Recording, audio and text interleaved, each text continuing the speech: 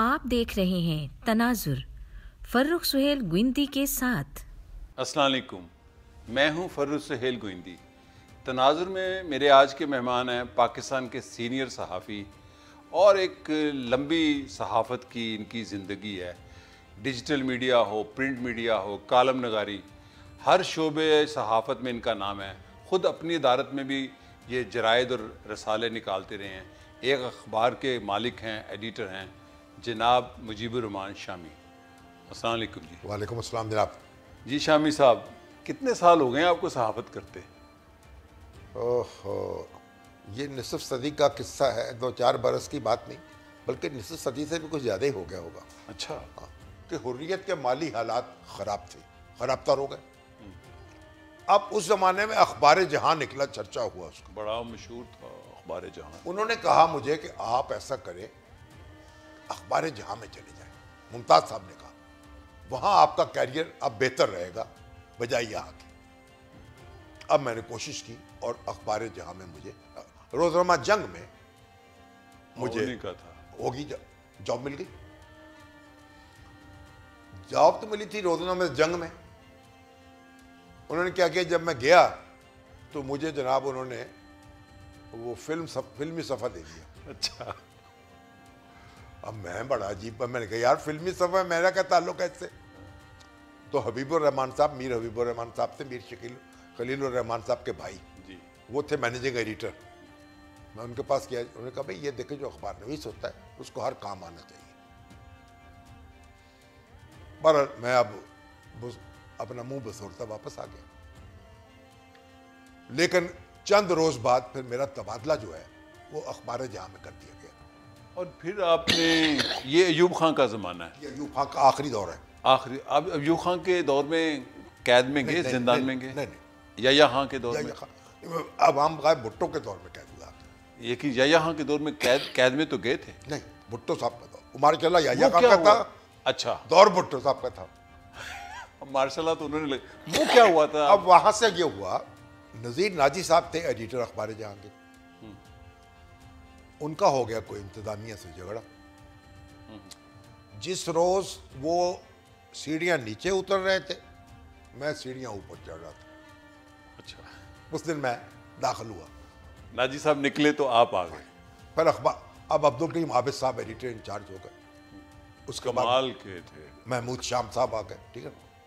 अब ये हुआ कि ये कश्मकश जो चल रही थी ना उस वक्त, हाँ, भुट्टो साहब का चर्चा हो रहा था, पीपल्स पार्टी कायम हो चुकी थी, इस्लाम और सोशलिज्म जो है उसका कश्मकश थी। और मुझे कोई ना भुट्टो साहब ने अट्रैक्ट किया ना उनके सोशलिज्म ने अट्रैक्ट किया। तो मेरा जो डीएनए और था, मैंने उसमें अखबार जहां में इंटरव्यूज का सिलसिला शुरू किया। मैंने उसमें मियां मुमताज मोहम्मद खान दौलताना का इंटरव्यू लिया, उसमें फिर मौलाना मौदूदी का इंटरव्यू लिया, फिर नसरुल्लाह खान का इंटरव्यू लिया, फिर मुफ्ती मोहम्मद शफी साहब का इंटरव्यू लिया, उलमा के इंटरव्यू। और जो मौलाना मौदूदी का इंटरव्यू था वो बहुत हिट हो गया। उसको जमात इस्लामी वालों ने पम्फलेट बना बना कर भी छापा। उनका बड़ा नेटवर्क था पूरे मुल्क में, उससे मैं भी हिट हो गया। अच्छा, लोग फिर आपको नथी करने लगे उस हल्के में। हाँ। उस हल्के में मैं मारूफ हो गया ना, जमात इस्लामी का, जमात इस्लामी के हल्के में। हाँ, वो बड़ा हल्का था उस वक्त। हाँ, बहुत बड़ा हल्का था। अब यहां से फिर मैं जब अखबार जहां से अब मेरी शोहरत जो होने लगी, तो कोई 1.5 साल गुजरा था। ये भुट्टो साहब का जमाना था? नहीं, भुट्टो याया साहब का था? अभी याया का, याया आ गया, यानी अयूब का आखिरी दौर था। हाँ, और याया आ गया ना। वो बड़ी उस वक्त, अब तो उर्दू डाइजेस्ट पब्लिकेशन से है ना, अल्ताफ़तन कुरैशी साहब वहाँ आते थे, डॉक्टर एजाज़ कुरैशी साहब रहते थे, इनसे भी मुलाकात होती थी हमारी। एक दिन का मुझे फ़ोन आया डॉक्टर एजाज़ कुरैशी का कि हम आपको एडिटर बना दें। मैंने कहा बना दें। कहेंगे हम हफ्ते रोज़ा शुरू कर रहे हैं, आप आ जाइए यहाँ उसके इंचार्ज एडिटर बन के। अच्छा। कराची से लाहौर। बड़ा चर्चा था उर्दू डाइजेस्ट हो ना, जिंदगी उनका, फिर जिंदगी अब मैं लाहौर आ गया और जिंदगी का मैं हफ्तरोजा जिंदगी, एडिटर इंचार्ज था, मुदीर मुआवन था। हाँ। और अल्ताफ साहब मुदीर थे। और जब वो फिर जसारत निकला तो मैं उसका फुल फ्लैज एडिटर हो गया। फिर अल्ताफ साहब जसारत की तरफ चले गए और हमने अब भुट्टो साहब के खिलाफ मोर्चा लगा दिया और पीपल्स पार्टी के खिलाफ। वो किन इश्यूज पे मोर्चा लगाया आपने? मोर्चा सबसे बड़ा मोर्चा तो यही था कि सोशलिज्म पर मोर्चा था हमारा। अच्छा, क्योंकि इस्लाम और सोशलिज्म की जंग थी। हमारी ये जो अकल थी, हमारे बुजुर्ग हमें कहते थे कि ये जो सोशलिज्म है ना, इसमें सनतें कमाया ली जाएंगी, अच्छा, सरकार कब्जा कर लेगी। और अगर हालांकि आपकी कोई सनतें नहीं थी। सनत आजाद नहीं होगी तो जमहूरियत नहीं होगी। जमहूरियत के लिए मुआशी आजादी जरूरी है, सरमायादारी निजाम जरूरी जो कह ले आप उसको। तो अगर ये सोशलिज्म आएगा, मिलने छीलनी जाएंगी, छीलनी जाएंगी सरमायादारों तो की, फिर यह जमहूरियत नहीं चल सकेगी। पहले तो फिर जमहूरियत नहीं थी ना। कौन सी? उससे पहले तो भी कोई जमहूरियत नहीं थी। याया खां का दौर था, अयूब खां या का, खान का दौर तो संतें तो थी, उसके खिलाफ तो हमारी एक संतें आजाद थी, लेकिन जमहूरियत भी नहीं थी। महदूद थी जमहूरियत, थी लेकिन जमहूरियत तो थी ना, उसको भी बेसिक डेमोक्रेसी कहते तो हैं। भुट्टो दौर में फिर आपने मोर्चा लगा लिया? नहीं, भुट्टो दौर आने से पहले ही हाँ, नहीं, मोर्चा आपका मोर्चा लग गया और हमने उनकी और जमात इस्लामी और राइटिस्ट दूसरे जैसे, उनमें हमारी बल्ले बल्ले हो गई। हफ्तरोजा जिंदगी का ये आलम था, बड़ा पॉपुलर होता था कि 25,000 की तादाद में उसका पहला पर्चा छपा और हाथों हाथ बिके, हाथों हाथ। अगला 32,000। सुर्खी क्या थी उसका? टाइटल कुछ याद है? कोई टाइटल उसका वो तो भुट्टो साहब के खिलाफ ही होता था नहीं, जिंदगी, उस वक्त वो नहीं, बाद में क्योंकि उन्हीं दिनों उससे पहले नुसरत भी निकलता था जो उनका वो हमायती था। फिर हो गया ना, अब चलता रहा। अब जब भुट्टो साहब से, तो भुट्टो साहब ने हमें निशाने पे रख लिया और उन्होंने एक जलसे में भी ये धमकी दी थी कि हम इनको फिक्सअप करूंगा। मैं आया तो किसको? जिंदगी को या आपको? जिंदगी को। जिंदगी को नाम लेके कहा? हाँ, अल्ताफ हसन कुरैशी, जिंदगी को। जिंदगी को। तो जब वो आए और उनका इख्तिदार आया तो उन्होंने फिर हमारे खिलाफ कार्रवाई की। और उस वक्त जो मार्शल लॉ था, सिविल मार्शल लॉ, उसने 5 अखबार वाले पकड़े। उर्दू डाइजेस्ट ग्रुप जो था उसके डॉक्टर एजाज हसन कुरैशी साहब, अल्ताफ हसन कुरैशी साहब और मैं, और एक पंजाब पंच निकालते थे हुसैन नकी साहब और मुजफ्फर कादर साहब। ठीक है ना? मुजफ्फर कादर साहब वो थे जिनको निकाल दिया गया था सर्विस से, डिप्टी कमिश्नर से, ब्यूरोक्रेट थे। या ने निकाला था क्या? या ने निकाला था। तो उन्होंने प्रिंटिंग प्रेस लगाया, वो उसके पब्लिशर थे पंजाब पंच की। और नकी साहब ये लोग लेफ्ट के थे, आप राइट के थे? नकी साहब को और मुजफ्फर कादर को भी गिरफ्तार कर लिया गया। तो हमारे खिलाफ मार्शल लॉ के तहत मुकदमा कायम हो गया। अच्छा। अब जब मुकदमा कायम हुआ तो एम अनवर बारह ला हमारे वकील बने, वकील थे। अब हम बातचीत हुई, उन्होंने मशवरा दिया कि ये मार्शल लॉ जो है ना, ये गैर कानूनी लगा है, क्योंकि 1962 के आइन में तो कोई गुंजाइश नहीं थी मार्शल लॉ लगाने की। लगाया याया खान ने। याया खान लगाया ना, या किसने लगाया? ये एक गैर आइनी शय है, इसलिए इसको आप तस्लीम ना बाइकाट करते हैं अदालत का। अच्छा। हमने कहा बिल्कुल ठीक बात है। हमने कहा ऐसे की तैसी फौजी अदालत, हमने कहा हमने अपने सफाई पेश नहीं करनी और बाइकाट कर दिया। आपका बयान जारी करो। मैंने बयान लिखा, हर एक ने उसी मजमून का बयान लिखा, कुछ छोटा किसी ज्यादा। मेरा जो बयान था वो एक मुफस्सल था, 3-4 सफ़े का, वो भी हिट हो गया। अच्छा। हमने कहा आपको आप यहाँ कैसे बैठे हैं, आप कहाँ से आए हैं, कौन सा कानून आपको लेके आया है? हम इस मार्शल को तस्लीम नहीं करते, इस अदालत को तस्लीम नहीं करते। हमने इनकार कर दिया और बयान दागा, और फिर और शोहरत पाई। वो पूरे उसमें साइक्लो स्टाइल हो, उस जमाने में साइक्लो स्टाइल होते थे। उसके बाद मैं एक दिन अदालत में बैठे, मैंने सिगरेट सुलगा लिया। अदालत जो थी, मेजर साहब बैठे थे, हक्का पक्का। उन्होंने कहा आपको पता नहीं है, अब अदालत में बैठे हुए। मैं कह रही हम तो इसे अदालत नहीं मानते, फौजी अदालत को। फौजी ये आप तो हमारे फौजी हैं, मेजर साहब है। उन्होंने कहा मैं आपको कंटेम्प्ट ऑफ कोर्ट में कार्रवाई करूंगा। मैंने कहा पहले जहां हम अदालत को नहीं मानते, पहले जो हो रही कार्रवाई और कौन सी होगी, गद्दारी में हो रही है, पता नहीं किस में हो रही है, तो इसमें भी कर दें आप।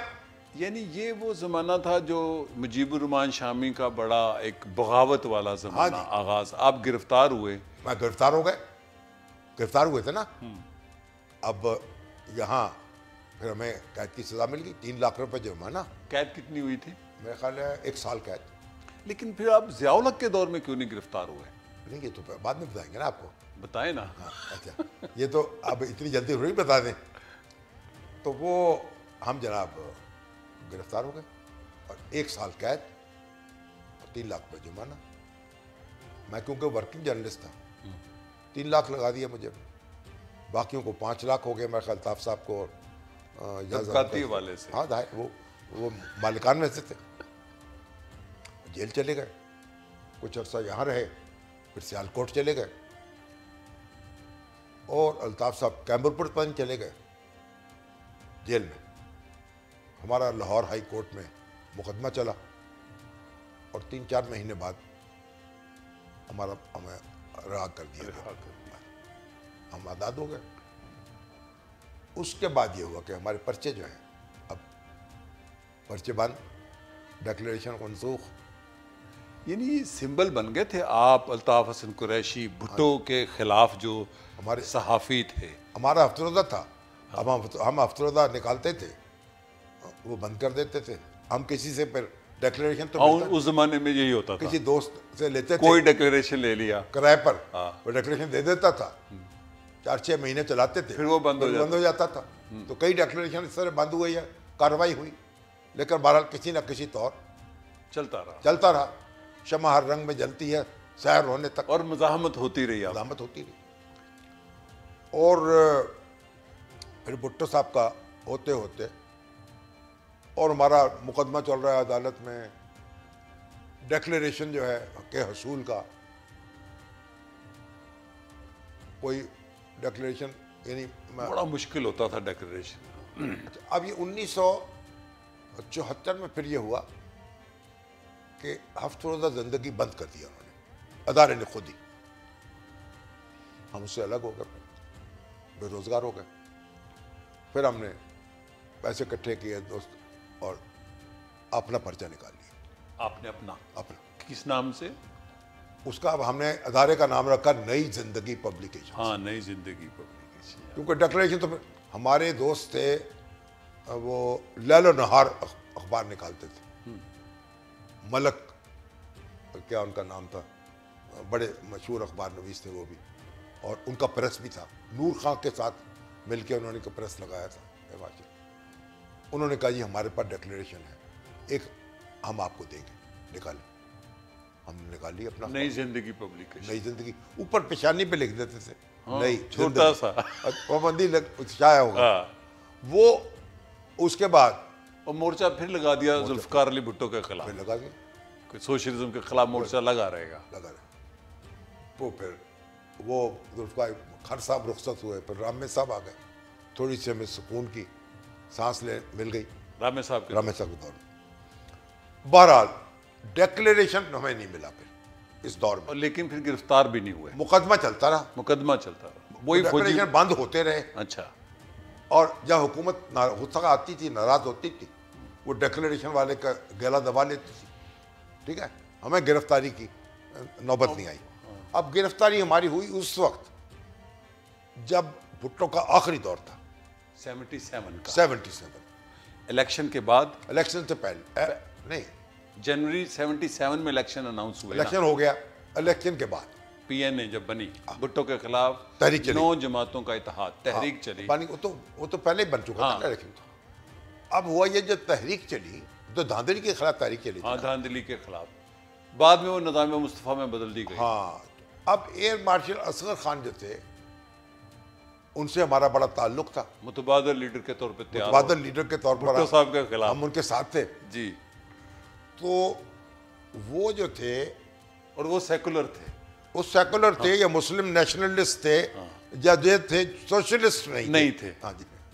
तो बहरहाल अब ऐसा हुआ कि एयर मार्शल असगर खान के साथ हम खाना खा रहे थे गुलबर्ग के एक होटल में, मी कॉन्ग था जिसका नाम, वो बड़ा मशहूर होता था, चाइनीज चाइनीज मी कॉन्ग। तो 10-12 आदमी और भी थे कि वहां पुलिस ने छापा मारा। अच्छा, खाने के दौरान और खुर्शीद कसूरी को और मुझे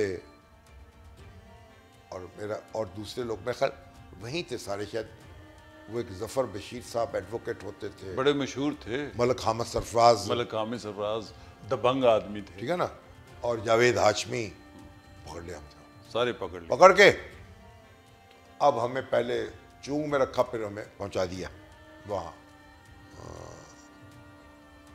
कोट लखपत। अच्छा, अब मुकदमा जो हमारे ऊपर कायम हुआ वो ये था कि हम एयर मार्शल असगर खान साहब मियाँ महमूद अली कसूरी की कोठी पर ठहरे हुए थे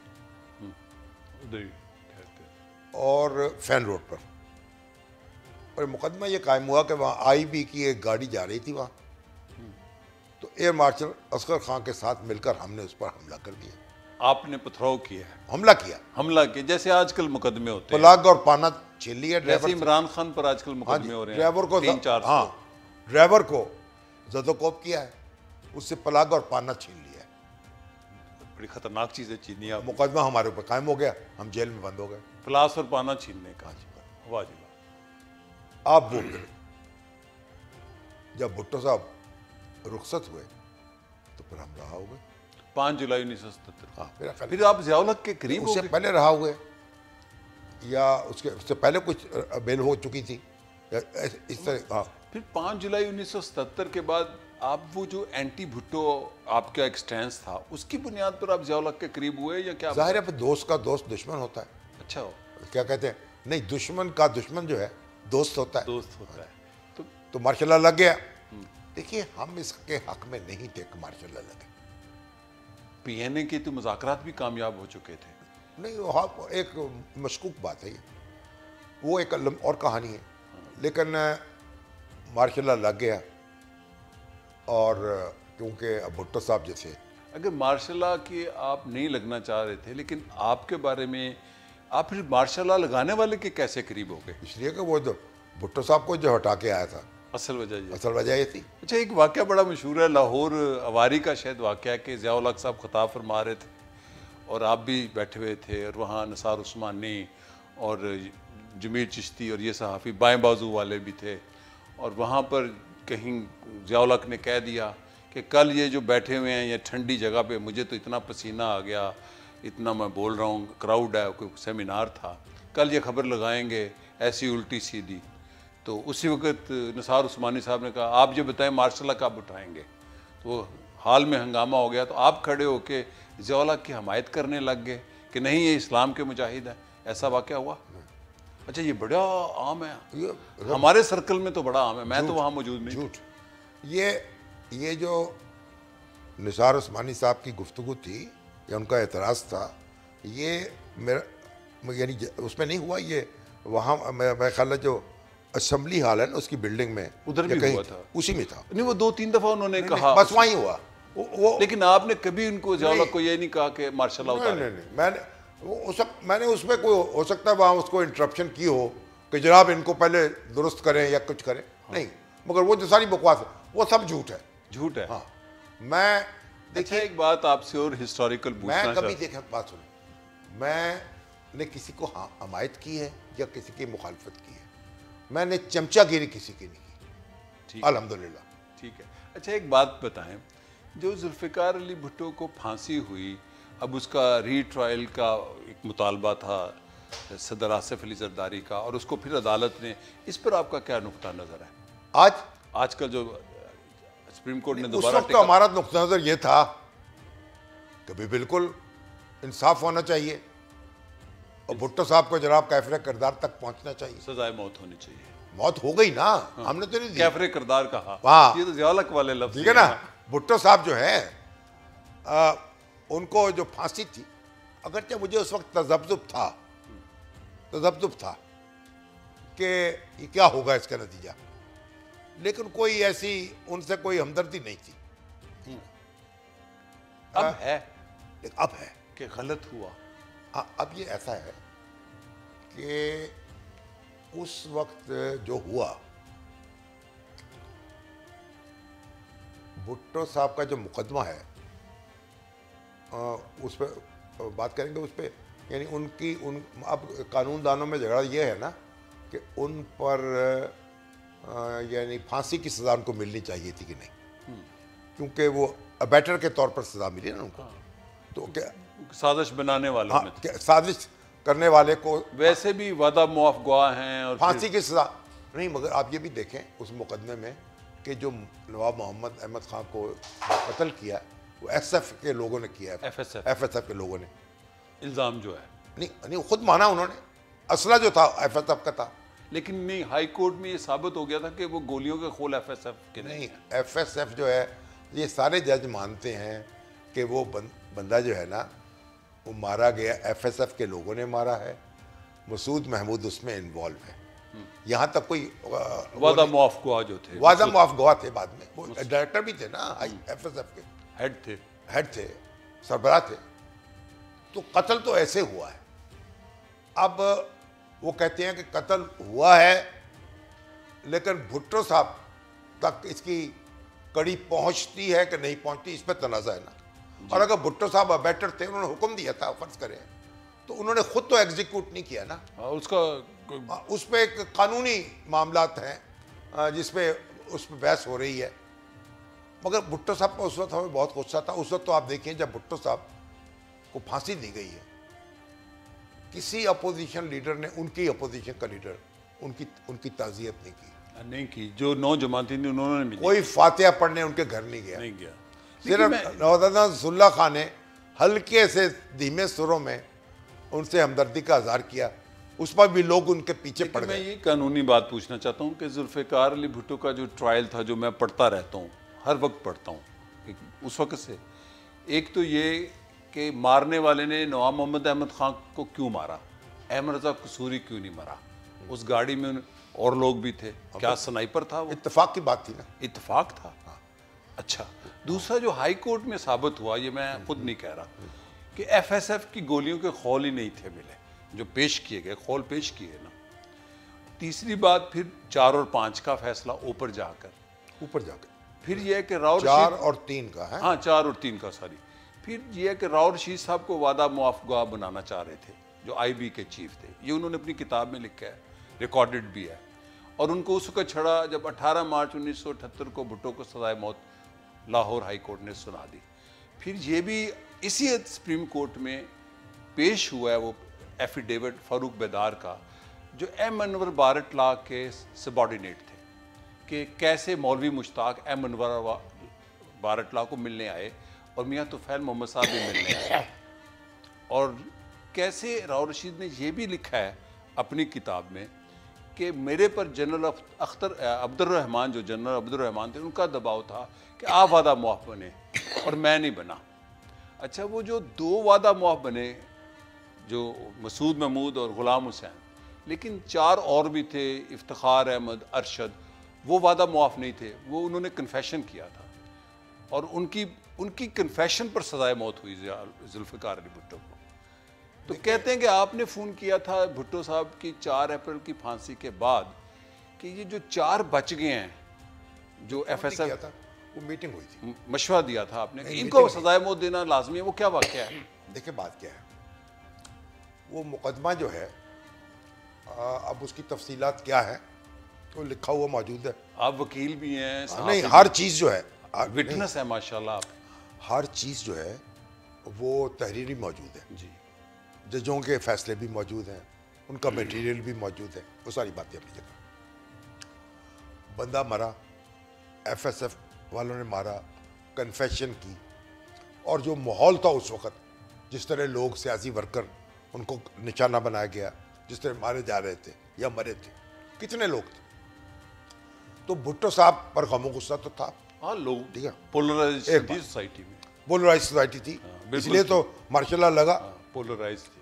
वो जो 4 बंदे, जो 2 बंदे या कितने थे जिन्होंने कन्फेशन किया, उनको भी सजाए मौत मिली। हाँ, मिली। उनको फांसी नहीं मिल रही थी 4 अप्रैल के बाद भी। हाँ, क्योंकि उनके साथ वादा किया गया था कि आपकी रहम की अपील। अब जनरल जियाउल हक के साथ मीटिंग हुई आपकी नहीं, और एडिटर्स भी मौजूद थे दूसरे भी। कि कहाँ, लाहौर में हुई? नहीं, इस्लामाबाद में, प्रेसिडेंट। अच्छा, एडिटर्स की मीटिंग। हाँ, आप भी मौजूद थे? मेरा ख्याल है कि वो एडिटर जो थे उस वक्त हफ्त रोजों के एडिटर थे। वो हफ्त रोजे भी काफी मौसर हो गए थे ना उस वक्त। बहुत ताकत। जिया शाहिद थे, अब्दुल कादिर हसन थे, अल्ताफुद्दीन कुरैशी थे, वो एडिटर थे। तो मैंने जनरल जियाउल हक से पूछा कि ये जो बंदे हैं जिनके खिलाफ मौत की सजा दी है, आप इनको क्यों नहीं फांसी दे रहे? अच्छा, आपने पूछा? हाँ, उन्हें कोई जवाब नहीं दिया। कहाँ हूँ वहाँ? मैंने कहा पहले उन्होंने भुट्टो के कहने पर नवाब मोहम्मद अहमद खां को निशाना बनाया, फिर आपके कहने पर भुट्टो को निशाना बनाया, अब किसी और के कहने पे आपको निशाना बनाएंगे। रखे रखे जिंदा इनको, ये आपने कहा? जी। अच्छा, बस वो चौथे दिन फांसी लग गई। आपने अपना पैगाम पहुंचा दिया। मैंने पहुंचा दिया। अच्छा, आज क्या समझ, मुंह दर मुंह। देखिए बात यह है, आज की अदालत ये क्या करना चाह रही है? भुट्टो, मुझे नहीं पता क्या करेगी अदालत। देखिए, अब भुट्टो साहब जो हैं, उनके खिलाफ जो फजा थी वो खत्म हो चुकी है। आज तो मेरा ख्याल है कोई वकील, आज तो बिल्कुल कोई ऐसे नहीं। आज तो जमात इस्लामी में है तो अहमद साहब भी जाके होते जिंदा तो शायद उनके खिलाफ खड़े ना होते जाके। आज कोई वकील जो है, मुझे तो ऐसा नहीं मिला जो उस भुट्टो साहब के खिलाफ जाके वहां आर्गू कर सके। कोई नहीं। सियासतदानों में से भी अब सारे गुस्से ठंडे हो चुके हैं। और जब हम पीछे मुड़ के देखते हैं, फांसी तो supreme court, high court Lahore ने दी ना।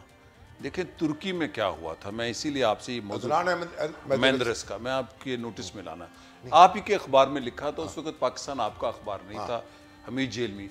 87 में जब कनान एवरन का मार्शला उठा तो तुर्गुत अजाल ने कहा कि ये तारीख का बहुत स्याह दिन है, तो हम इस दिन को मिटाना चाहते हैं। उन्होंने क्या किया कि चूंकि मिलिट्री कोर्ट ने सजाए मौत दी थी महेंद्रस साहब को, और यासी अड्डा में एक जजीरे में दफना दिया था, उसका पार्लियामेंट टर्की की जो थी असम्बली, उसने पास की कि यह गलत फैसला था, हम इसको मुस्तरद करते हैं। अब फैसला किसी कोर्ट का नहीं था, मिलिट्री कोर्ट, जिसको आपने नहीं माना या के दौर में। तो तीनों मिलिट्री के जो हेड थे उन्होंने सॉरी करके रीबरियल की और ताबूत उठा के कहा कि यह गलत फैसला था। अब ये सजाए मौत तो लाहौर हाई कोर्ट ने दी और सुप्रीम कोर्ट ने तौसीक की। जियाउल हक ने रहम की अपील मंजूर करे ना करे, साजिश थी, वो तो और बात है। आप क्या समझते हैं, अदालत क्या करना चाहती है? यहाँ क्या होगा? माजरत करेगी, फैसला खत्म करेगी? पहली बात तो ये ना कि अदालत जो है वो 4-3 का फैसला था ऊपर अपील में, और जो हमारे डॉक्टर नसीम हसन शाह साहब हैं, उनका एक ऐसा इंटरव्यू भी है मशकूक किस्म का, जिसमें वो कोई दबाव वगैरह की बात कर रहे हैं। अब वो सारी चीज़ें जो हैं इकट्ठे मिलके, और फिर जो बात के हालात हुए उसमें अब भुट्टो साहब पर वो गम गुस्सा नहीं रहा, उनके मुखालिफ ही नहीं रहे उस तरह से। हम जब पीछे मुड़ के देखते हैं ना, तो फिर हम देखते हैं और फिर आज का जायज़ा लेते हैं कि आज भुट्टो जो है ना, इस मगरबी पाकिस्तान जो आज का पाकिस्तान है, उसमें एक वफाक की अलामत है। आज का? आज अच्छा, वफाक की अलामत है, और जोड़ता है फेडरेशन को भुट्टो का नाम। इसलिए हम अब उस भुट्टो को याद नहीं करते जिससे हमारा झगड़ा था।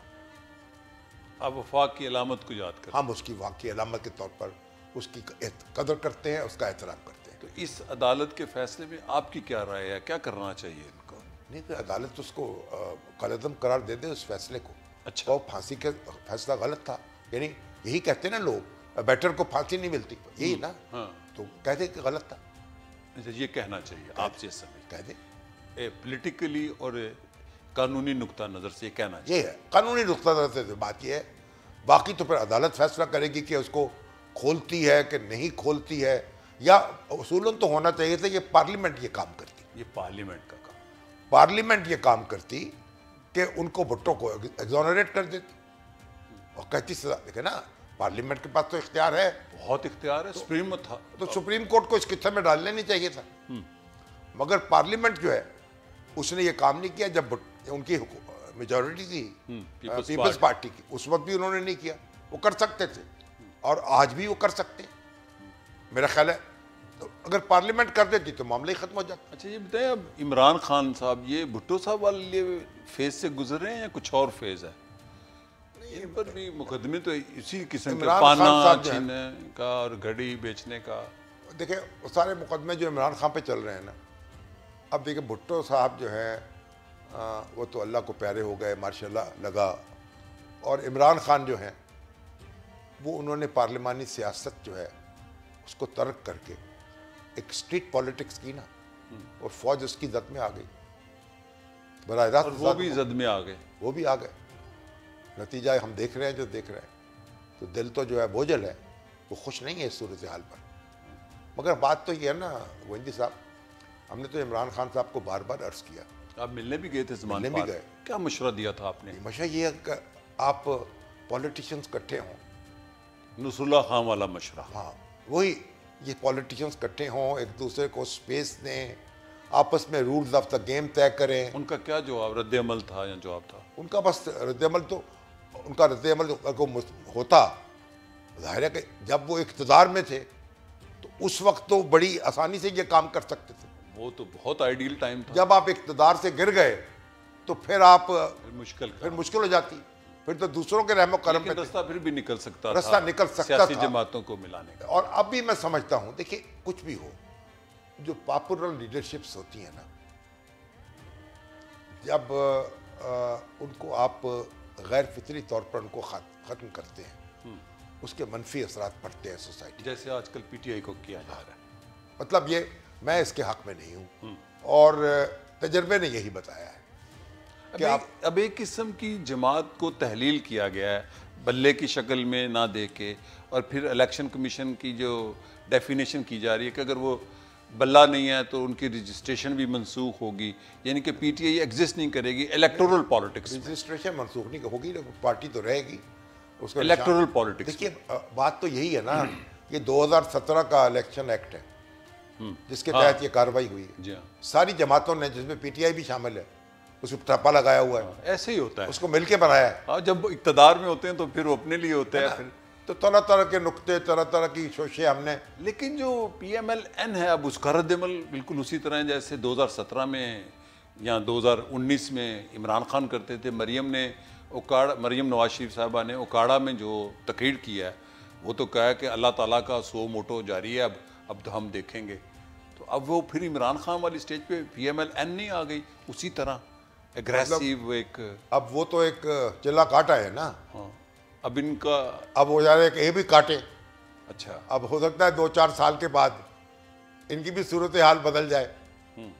तो ये चिल्ले जो कटवाते हैं एक दूसरे से, ये क्यों सबक तो नहीं हासिल करते? ये सबक हासिल नहीं करते। हाँ, मियाँ साहब ने सबक हासिल किया है, मियाँ नवाज शरीफ साहब ने। पता नहीं मुझे अंदाजा क्या आपका? देखिए यानी लंबा अरसा हो गया सबक हासिल करने का मसला तो ये था कि आज नवाज शरीफ साहब, इमरान खान और जरदारी इकट्ठे बैठे होते और जमहूरियत की हिफाजत करते।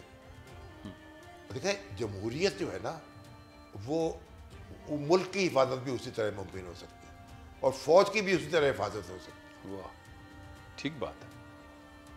आप कहते हैं कि पॉलिटिकल फोर्सेस को अपने इख्तलाफात के बावजूद सियासी और नजरियाती एक होना चाहिए। दुनिया में करते नहीं, दूसरे मुल्कों दुनिया में ऐसे होता है, बिल्कुल होता नहीं। इंडिया में नहीं, तुर्की में हुआ। तुर्की में नहीं हुआ। ये जब हुई 2016 में कू, तो जो सबसे पहला सदर रजब तैयब अर्दवान को फ़ोन गया, वो सबसे ताकतवर लीडर मुतबादल केमाल किलिचदारोग्लू, जो जेहे पे जिसको CHP कहते हैं, उसका गया कि हम कू के ख़िलाफ़ हैं। अभी कू नाकाम होने की खबर आखिरी नहीं आई, फिर इन्होंने मिलकर जलसा किया।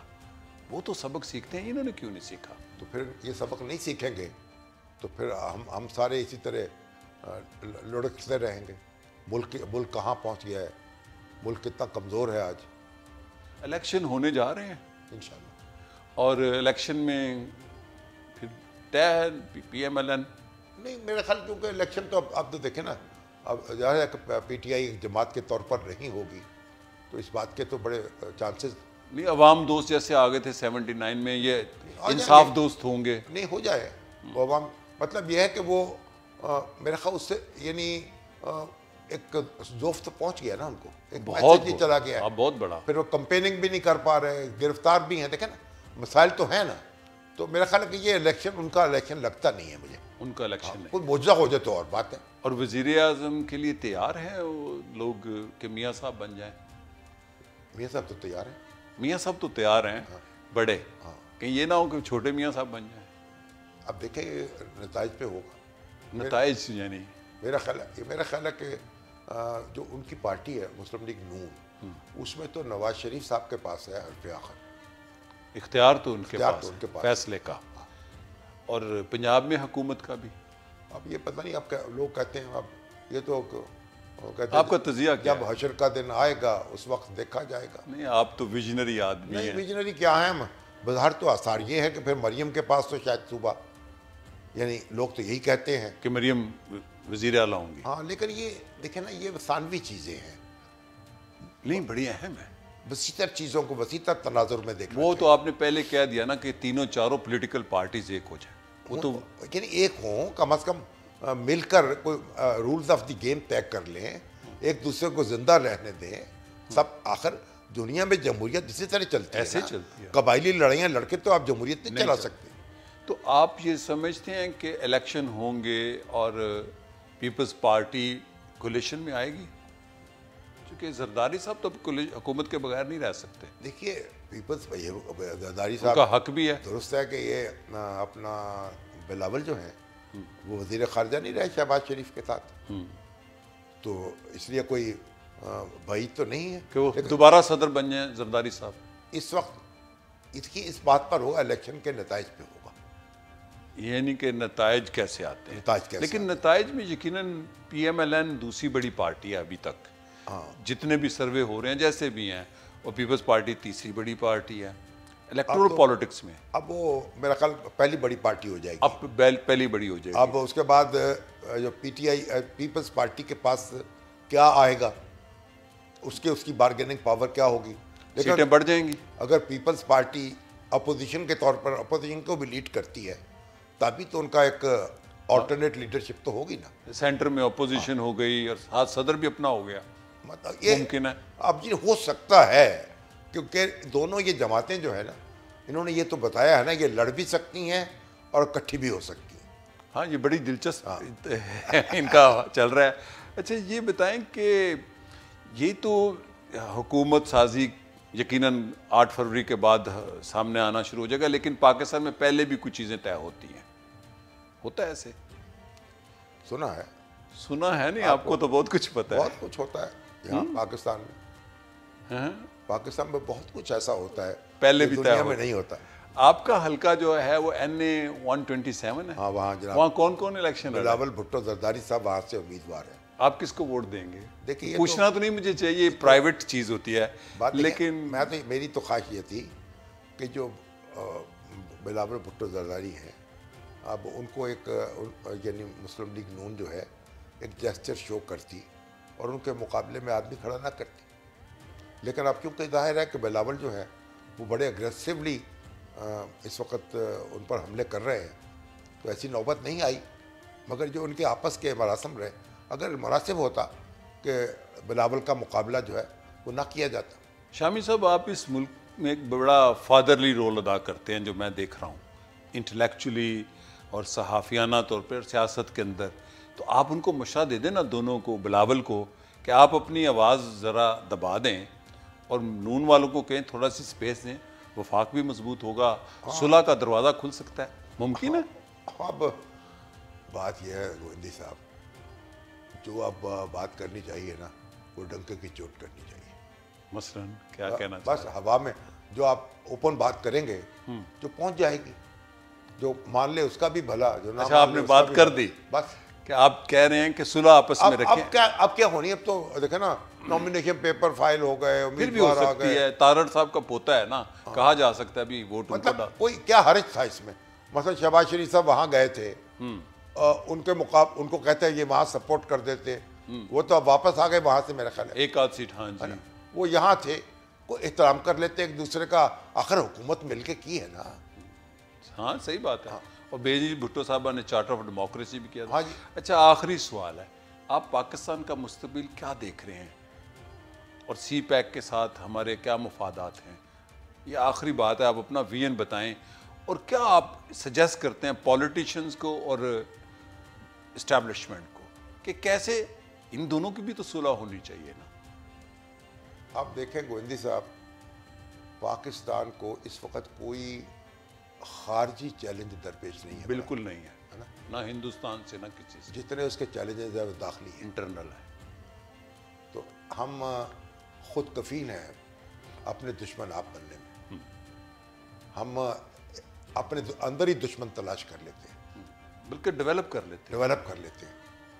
अगर हम ये अपनी रवश नहीं छोड़ेंगे तो फिर मैं नहीं कह सकता कि क्या होगा और मुस्तकबिल हमारे लिए क्या लेके आएगा। आपने बड़ी अहम बात की कि एक तरफ पॉलिटिकल पार्टीज आपस में ताल्लुक़ रखें और दूसरी तरफ जो ताकत के मराकज़ हैं वो पॉलिटिकल सिस्टम के साथ इवॉल्व करें। देखिए ना, जब आप बहुत ज़्यादा सियासत में दखल देते हैं तो फिर सियासत आप में दाखिल हो जाती है। वाह, ये होता है। और जब सियासत आप में दाखिल हो जाएगी तो फिर हम कहीं की नहीं रहेंगे और फिर एक पूरी सियासी जमात बन जाएंगे ना। बस नुकसान होगा ना। मुल्क जो है इस वक्त तो उस ताकत के ऊपर खड़ा है ना, बुनियाद तो वो है ताकत इस वक्त। अगर उसी में कमजोरी वाक़ हो जाए तो क्या होगा? ठीक बात है। बहुत शुक्रिया शामी साहब, आपने अपनी भी कहानी सुनाई, पाकिस्तान की कहानी भी, और आइंदा होने वाली जो सूरत हाल हो सकती है आपने ज़ेरे लब बहुत कुछ कहा। बहुत ममनून हूँ, शुक्रिया। बहुत शुक्रिया। आपने बड़ी इज्जत अफजाई की। आपसे बात करना और आपसे मिलना जो है बड़ी फ़ख्र की बात है और मैं आपका शुक्रगुजार हूँ। शुक्रिया जी, बहुत मेहरबानी। नाज़रीन, ये थे मुजीबुर रहमान शामी। आपने उनकी दास्तान हयात भी सुनी, दास्तान सहाफ़त भी, और पाकिस्तान की दास्तान सियासत भी। इसी के साथ इजाज़त चाहूँगा। शुक्रिया और खुदा हाफिज़।